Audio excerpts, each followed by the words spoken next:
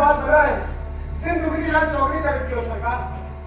बात क्या है? हुजूर बंदा जानता है कि आप एक दिन सल्तनत की सुबह सलाह करेंगे, फिर वजीर बनेंगे।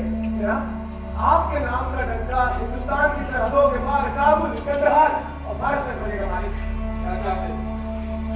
बस खाली जाके निगाही करम की दरकार है हुजूर। ये रास्ता रोकने के लिए यहाँ खड़े हो?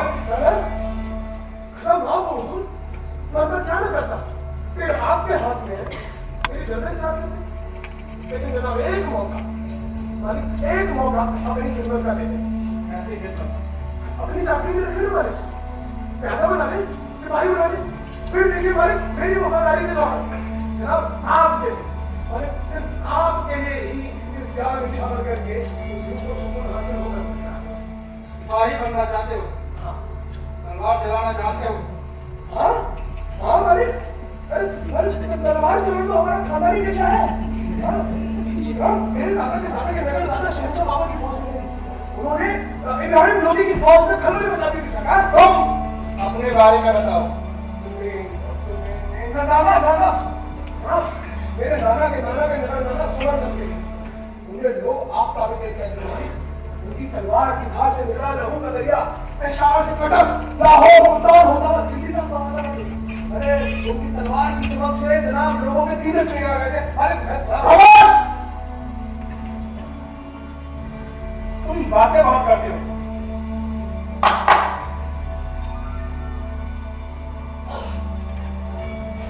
गिरो तलवार,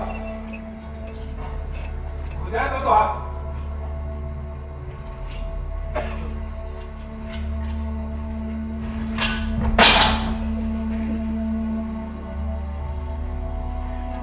तलवार उठाकर लेकर आओ।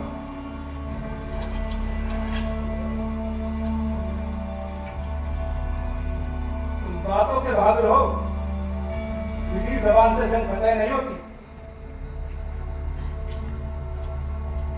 जनाब मेरे दादा हिजड़े थे।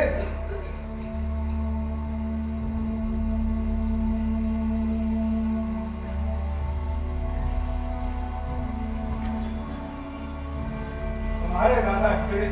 हाँ सर। और तुम्हारे अब्बा भी हिजड़े थे? हाँ भाई बाप।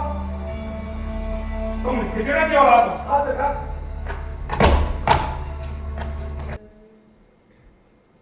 मैंने मलका आलिया की बादशाह सलामत से गुफ्तगू सुनी। तुमने? तुम्हारी इतनी जरूरत? खतरनाक बादशाह हिफाजत सलामत की हिफाजत की जिम्मेदारी मुझ पर है। किले के हालात जानती है, कहा नहीं जा सकता कि कौन दोस्त है और कौन दुश्मन। इसलिए बादशाह सलामत जिससे भी बातें करते हैं वो सुनना मेरा फर्ज हो जाता है।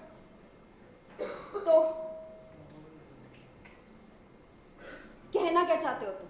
सिर्फ इतना ही, उस दरिंदे रानी ने अभी तक आपको नहीं मांगा है, लेकिन कभी उसने ऐसी जुर्रत भी की तो मैं आपके साथ जाऊंगा। नामर्द होने की वजह से मुझे कोई दिक्कत नहीं होगी, लेकिन इससे पहले कि वो अपनी नापाक निगाह हमारी मलका आलिया के दामन पर डाले, ये तलवार उसके जिगर के आर पार होगी। आप मुझ पे भरोसा कर मुतमईन रहे। अपनी रियाया में बदअमनी होने से रोके, ताकि उसके लोग हंसी खुशी और सुकून के साथ जिंदगी बसर कर सकें। आलम बनाने ठीक सुना है। इसीलिए एक बादशाह का फर्ज है कि वो अपनी रियाया में ऐसे लोगों को वक्त से वक्त सजा दे। ठीक फरमाया आपने। हाँ, इसीलिए हमने फैसला किया कि ऐसे लोगों को फांसी की सजा दी जाए। क्यों? हमने ठीक हुक्म दिया है ना? आपका हुक्म आने वाले बादशाहों के लिए मिसाल होगा। वाकई। इसीलिए साथ ही साथ बादशाह को हर उस काम को बढ़ावा देना चाहिए जिसमें उसकी रियाया में हंसी खुशी बढ़े, वो तरोताजा हो, उनकी जिंदगियां रंगीन हो जाए। क्या आप जानते हैं कि ऐसा काम कौन कर सकता है? हरदिल अजीज शहंशाह के नेक हुक्म और फरमान। नहीं, नहीं जानते। मैं शहंशाह की सल्तनत का अदना सा एहलकार हूँ। इतनी समझ मुझ में कहा। मैं अपनी शिकस्त इकबाल करता हूँ। लोगों की जिंदगियों को रंगीनियों से भर देना, उन्हें हंसी खुशी देना, उनकी जिंदगियों में तरोताजा फैलाना। ऐसा काम सिर्फ एक शख्स कर सकता है और वो है तवायफ। हमने गलत तो नहीं कहा? आलम बना और गलत कहे ये नामुमकिन है। शहंशाह के ताज पर खुदा का साया होता है, उसके गले में खुदा की आवाज, जमीन पर वो खुदा का नुमाइंदा होता है। आलम पना, आपने बिल्कुल ठीक कहा। इसीलिए अब हमने तय किया है कि तवायफों से किसी भी किस्म का तादान मादरी खिदमत में हमारा सलाम कबूल। सलाम। शहंशाह हिंद के खिदमत में नाचीज का सलाम पेश। क्या कर रहे थे आप? कुछ नहीं, हम तो बस तलवारबाजी में मशगूल थे।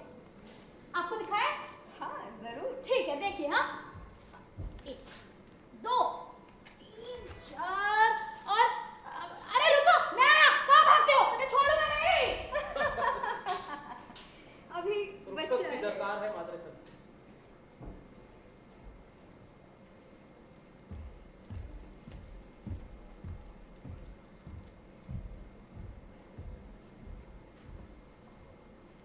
कुछ समझ में नहीं आता।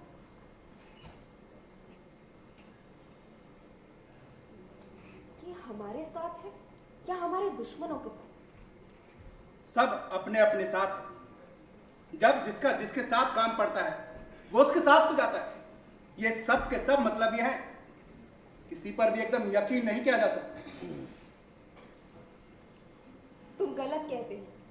अभी भी एक है जिस पे यकीन किया जा सकता है। कौन? ओ जावेद। मादरी सल्तनत। मत कहो मुझे मादरी सल्तनत, कुत्सिया कहो। कुत्सिया? तुम्हारी बाहों में मुझे सुकून मिलता है। जिंदगी में सिर्फ एक मिल जाए तो इस यकीन के सहारे जिंदगी कट सकती है। इस यकीन पर मौत भी लुटाई जा सकती है। या खुदाया, अगर मुझे मौत देनी है तो मेरी तुझसे इल्तिजा है, इन हसीन हाथों की मिट्टी मुझे कब्र में दफन कर। जावेद, मौत की बात मत करो, मुझे दहशत होगी। तुमने मुझे हिम्मत दिया, सब कुछ दिया, क्या कोई ख्वाहिश नहीं है, कोई अरमान नहीं? ख्वाहिश है तो बस इतनी कि खून का आखिरी कतरा तक तुम्हारे काम आ सके। मत करो मौत की बात, मुझे दहशत होगी। तुमने मुझे इतना दिया, सब कुछ दिया, बदले में मैं क्या दे पाया तुम्हें? कुछ भी तो नहीं। इसलिए मौत की बात करता हूं, तुम्हारे लिए जिंदगी मौत को निछावर कर देना चाहता हूं। तुमने मुझे क्या नहीं दिया? तुमने मुझे इज्जत दी, एक इंसान होने का एहसास, एक औरत होने का नहीं, एक इंसान हो, एक गैरतमंद इंसान। मैं तुम्हें एक औलाद तक ना दे सकता। कितना मजबूर हूं मैं, कितना मजबूर है मेरा जिस्म, ये मेरा वजूद। औरत मर्द से सिर्फ औलाद ही नहीं चाहती, मर्द वो है जिसकी बाहों में औरत जिंदगी की तमाम परेशानियों से आजाद हो सके, जिसकी बाहें उसके चारों तरफ ऐसा खुला तामीर कर जिसमें गर्म हवा तगाने से गई। सबने मुझे अपनी मर्दानगी के पैमाने पर इस्तेमाल किया और छोड़ दिया। ओ जावेद, तुम नहीं समझ सकते तुम मेरे लिए क्या है। कहां से आ गए, कैसे आ गए मेरी जिंदगी? खुदा की भेजी रही, खुदा की भेजी बंदे हो। उस वक्त मैं 12-14 साल का था। काफिले को जब डाकुओं ने लूटा तो अब्बा अम्मी पहले ही हलाक कर दिए गए। मुझे डाकुओं ने किसी गिरोह को भेज दिया जिसका काम था लड़कों को नामर्द बनाकर बेचना। रईसों, अमीरों, बादशाहों के हरम के लिए मैं किसी तरह एक दिन उन लोगों की कैद से बाहर निकला। 2 दिन भूखा प्यासा जमुना बचा के घाट पर बैठा था तो एक 7-8 साल की लड़की अपनी अम्मी के साथ जमुना नहाने आई थी। अम्मी जब पास के मंदिर में गई तो वो लड़की मेरे पास आई। अपनी बड़ी बड़ी मासूम निगाहों से एकटक उसने देखते हुए मुझसे पूछा, भूख लगी है, कुछ खाओगे? इससे पहले कि मैं जवाब देता वो मेरे हाथ में 4 पूरियां रखे, शायद मंदिर के लिए लेके आई थी, लेकिन मुझे दे गई। तब से मैं उस लड़की को तलाश रहा। तो मिली वो तुम्हें? हाँ, 20-22 बरस बाद। तो पहचाना तुमने उसे? नहीं, मैं नहीं पहचान सका। वो लड़की बड़ी होकर हुस्न और जमाल में बहिश्त की हूर लगती थी। मैं नहीं पहचान सका उसे, लेकिन जब उसकी अम्मी को देखा तब जाना ये वही नन्हा फरिश्ता है जिसे मैं अरसे से ढूंढ रहा था। मेरी जिंदगी के तलाश के साथ मेरी जिंदगी के सफर को भी अपनी मंजिल मिल गई और मुझे खुदा से कुछ नहीं चाहिए।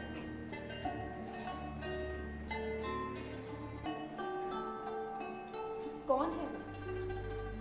कहाँ है वो बहिश्त की? क्या नाम है उसका? नाम है उसका उदम बाई, कुत्सिया बेगम।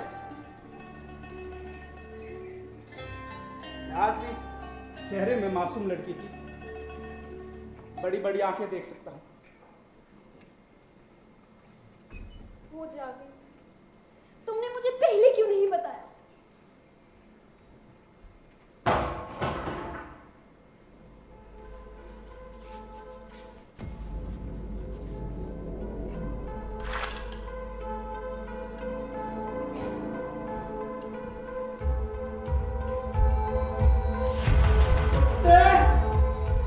नमक हराम!